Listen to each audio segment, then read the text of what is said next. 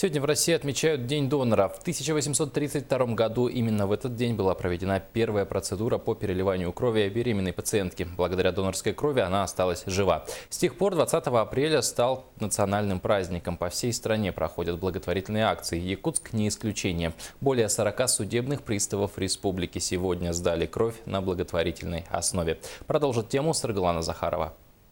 Надежда Рязанова, судебный пристав. Сдавать кровь для девушки уже дело привычное. Впервые в станцию переливания крови она пришла еще 3 года назад, также с коллегами. И с тех пор стала постоянным донором. Впервые также мы пришли со службой по акции сдавать кровь. И потом как-то вошло в привычку сдавать кровь.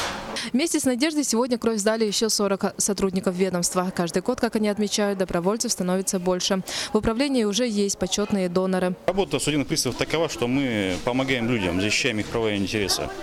Сдавая кровь, по сути, мы защищаем здоровье людей, помогаем людям сохранить свое здоровье. В самых тяжелых ситуациях вы сами прекрасно знаете, что кровь – это жидкое золото.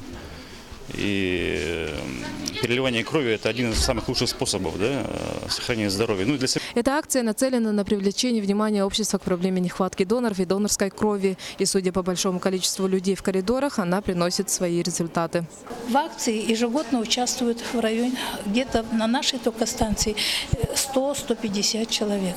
В данное время, вот сейчас, еще 10 нету, 10 часов где-то, у нас уже зарегистрировано 85 доноров. И еще и очередь идет. Акция стала для управления уже традицией. С этого года ее планируют проводить 2 раза в год. Ведь сдача крови – это реальная помощь и спасение чьей-то жизни. Саргалана Захарова, Василий Слепцов, НВК Саха, Якутск.